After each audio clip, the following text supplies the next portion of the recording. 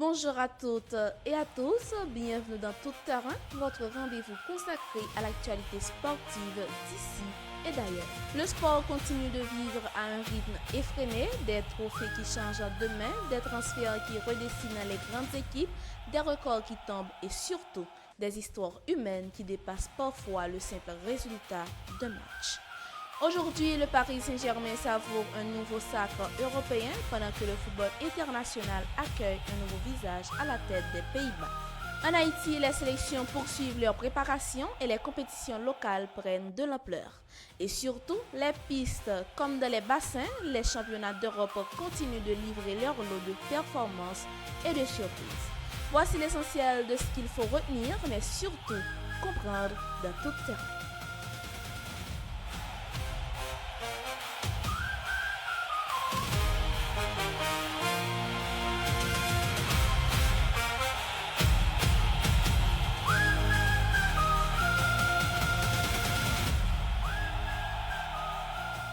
On commence en Haïti avec une actualité qui reste largement tournée vers les sélections nationales. La sélection haïtienne U20 a décroché une qualification historique pour les Jeux panaméricains de 2027 au Pérou. Cette qualification est particulièrement importante puisque les jeunes grenadiers ont obtenu leur billet à l'issue de leur parcours au championnat U20 de la CONCACAF. Haïti s'offre ainsi une 7e participation à cette compétition continentale. Au-delà de la qualification, cette génération représente donc une véritable réserve pour le football haïtien. L'objectif sera désormais de maintenir cette génération compétitive jusqu'au rendez-vous péruvien. Pendant ce temps, les petits grenadiers U17 ont entamé leur cycle de préparation en vue de la prochaine Coupe du Monde de la FIFA prévue au Qatar. La Fédération haïtienne de football poursuit parallèlement son travail de détection chez les plus jeunes. Les jeunes nés en 2011 sont actuellement concernés par les journées de détection prévues du 14 au 16 août à Port-au-Prince dans le cadre de la préparation du festival FIFA U15 en Azerbaïdjan. Autre dossier important, celui des infrastructures. Le MJSAC et la FHF poursuivent leur concertation afin d'évaluer les conditions nécessaires au retour éventuel des matchs internationaux des grenadiers en Haïti.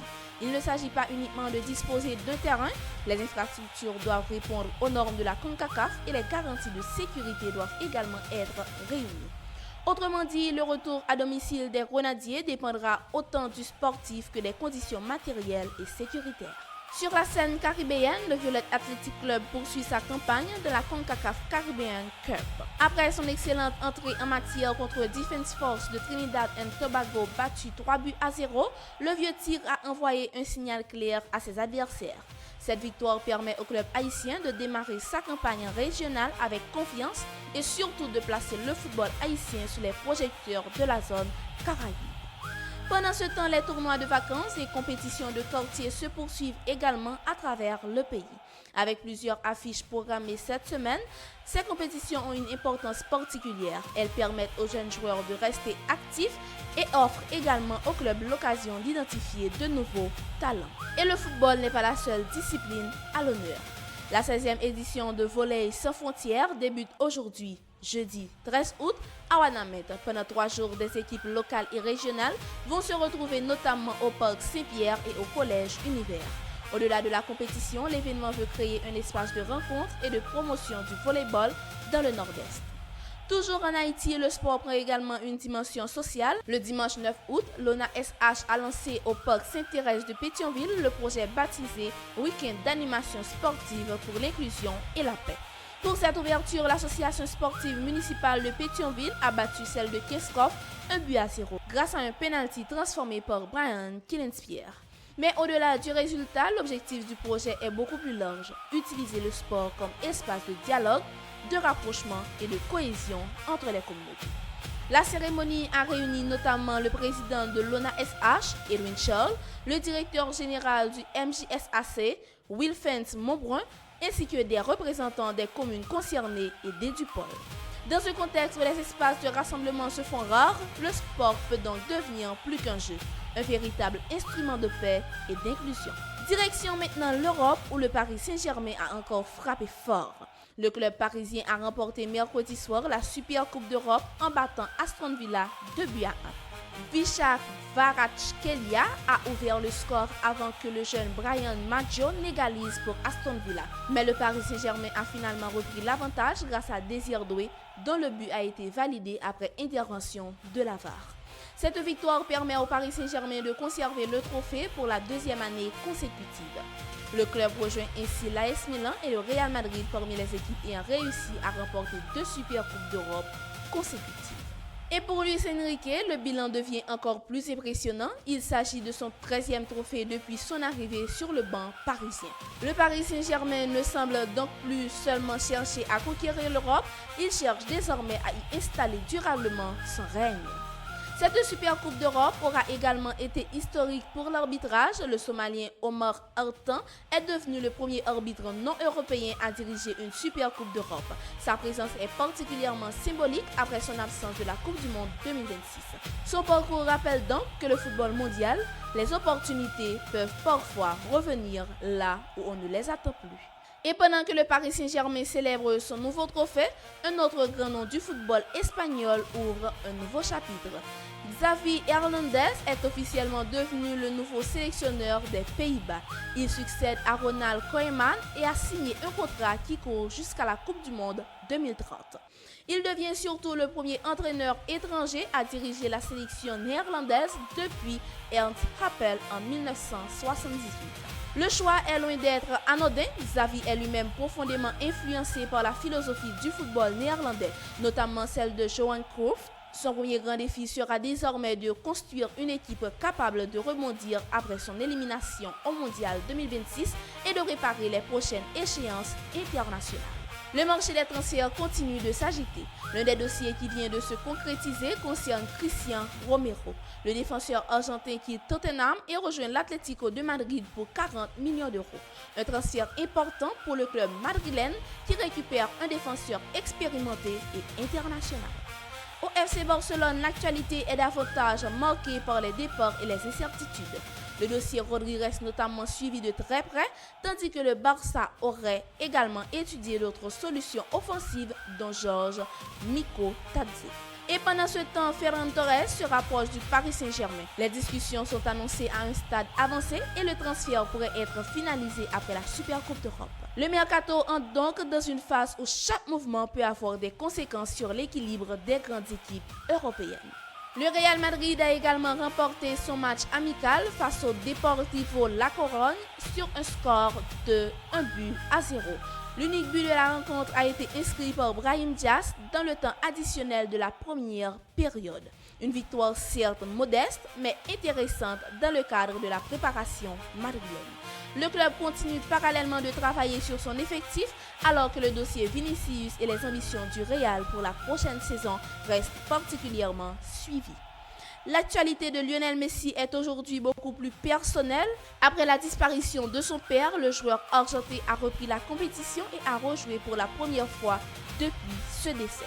Le monde du football a largement manifesté son soutien à Messi et à sa famille. Neymar lui a notamment adressé un message de réconfort. Cristiano Ronaldo s'est lui aussi associé aux hommages. Au-delà des rivalités sportives, cette séquence rappelle une chose essentielle. Sur un terrain, les joueurs sont des adversaires. En dehors, ils restent des êtres humains confrontés aux mêmes épreuves. Au championnat d'Europe d'athlétisme, la France continue d'alimenter son compteur. Mohamed Abdallah Kounta a remporté l'argent sur 400 mètres, offrant aux 400 mètres français sa première médaille européenne depuis 2012. Une médaille qui a une saveur particulière pour l'athlète qui estime revenir de très loin. Autre performance française, Just Kwaou Matei a décroché l'argent sur 110 mètres haies. La France augmente ainsi son total de médailles, même si elle attend toujours son premier titre européen dans cette édition. A l'inverse, la Grande-Bretagne continue de dominer le tableau des médailles, porté notamment par ses performances à domicile.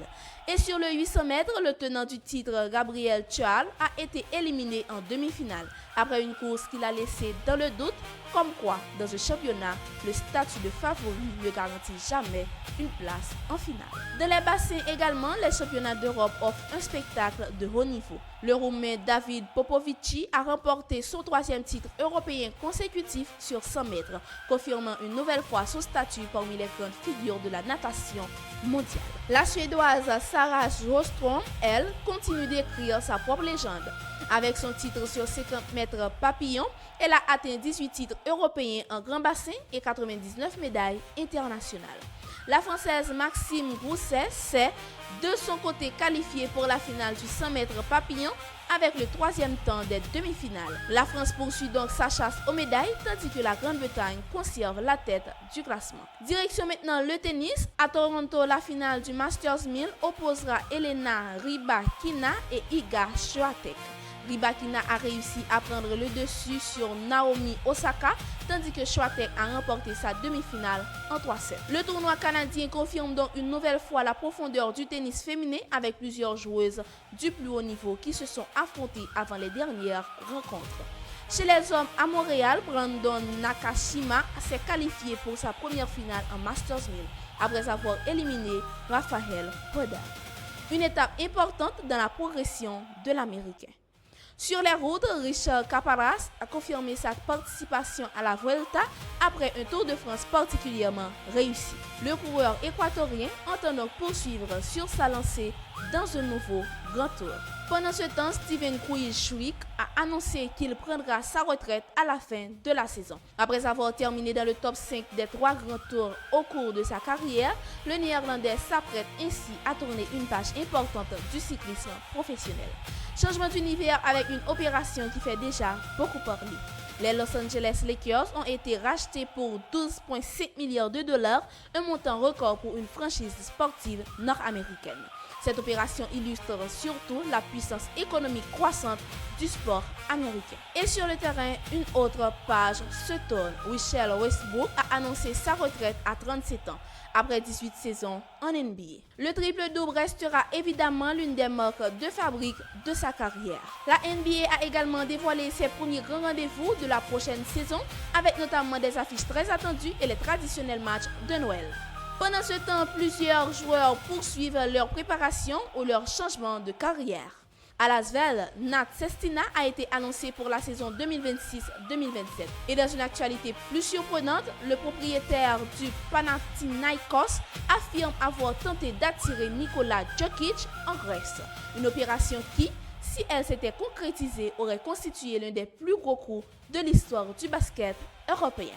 En Formule 1, Cadillac change de team principal et engage Marcin Budkowski, ancien responsable chez Alpine. Une décision qui intervient alors que la nouvelle équipe cherche encore à consolider sa structure et à s'installer durablement dans le paysage de la Formule 1. Dans les sports mécaniques, la performance ne dépend donc pas uniquement du pilote. La stratégie, l'organisation et la direction technique jouent également un rôle déterminant. Au Grand Smash européen de Malmö, les frères Lebrun se sont qualifiés pour les quarts de finale du double. Chez les combattants, Saladin Parnasse continue également d'alimenter l'actualité avec une personnalité et un style qui ne laissent pas indifférent. En revanche, le retour de Teddy Riner à la compétition est encore repoussé. Le champion français a déclaré forfait pour le Grand Slam de Lausanne. Terminons notre tour du monde avec le football féminin africain.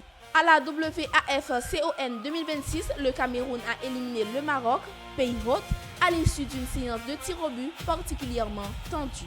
Après un score de 0-0, les Camerounaises se sont imposées 3-1 au tir au but. La gardienne Mikaeli Bina a notamment joué un rôle déterminant en arrêtant un penalty pendant les prolongations. Autre moment historique, le Malawi s'est qualifié pour sa première finale après sa victoire 3-1 contre l'Algérie.